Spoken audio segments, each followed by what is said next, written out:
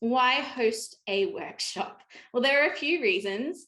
If you've listened to me teach before, you know I'm a big fan of establishing yourself as a trusted expert in your community. One of the number one fears and roadblocks that I hear other photographers have when it comes to teaching their expertise is, what if I teach my clients how to photograph and then they never hire me again?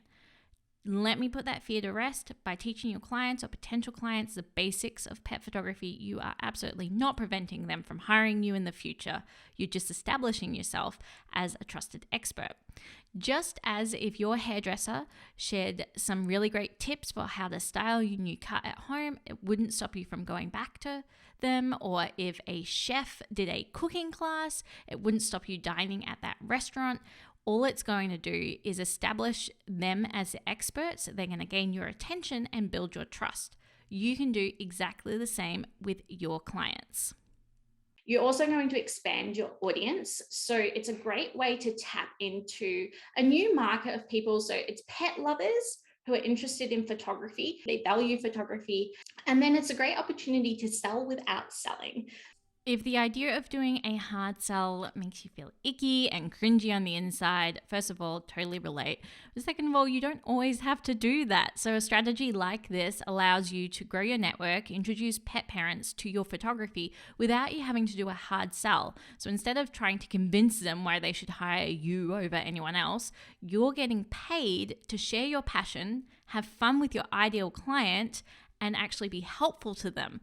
So I found it's a really great strategy for getting your business in front of potential clients and selling sessions without having to do the icky hard sell.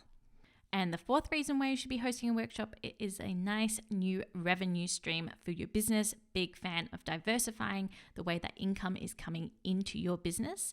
And then the fifth and final reason is it is a different marketing strategy. So if you have taken the marketing intensive course through the Pet Photographers Club, you already know, you've already heard me bang on about the importance of varying the marketing types that you are using in your 12-month marketing calendar. And this is a really great way to do that. So rather than always running promotions, having different marketing strategies is a fantastic way to ensure that you even out and iron out that roller coaster effect of you having lots of sessions one month and then it's crickets the next month. That's not what we want. So varying up your marketing strategies is the perfect way to do that.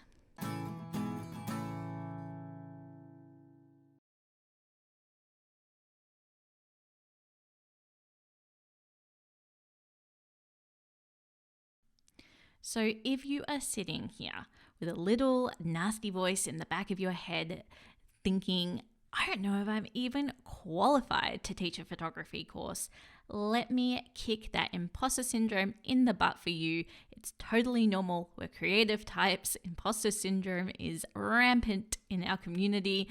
Let me assure you, if you are a professional photographer, you are more than qualified to teach beginners photography.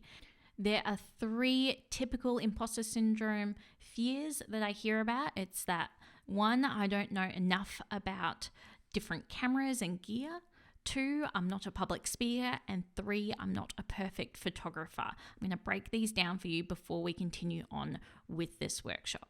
So, you don't know enough about different cameras? Hey, I'm not a gearhead either. Some professional photographers are totally into their tech and others are happy to just use the same gear that they've always used. You know, if it ain't broke.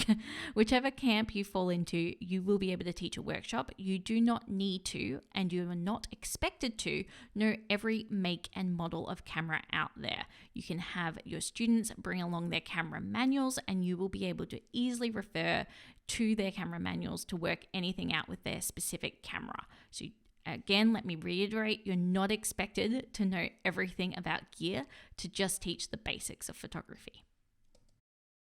Now, if the idea of presenting in front of a group of people has you shivering with a cold sweat, then just remember that practice makes perfect. You can test your workshop out on a group of friends, on your family first. They'll be rapt to learn about how to improve their pet photography, and you can get that first workshop jitters out of the way. You also don't need to have an entire script memorized.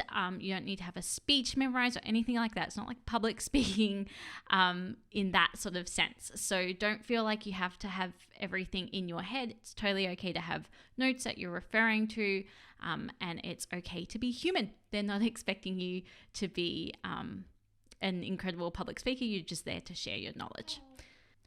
And then finally, if you're feeling like you're not good enough, you're not the perfect photographer, let me assure you, you don't need to be the best photographer in the world or even in your town to teach this workshop. For starters, that's subjective anyway, so stop being so hard on yourself.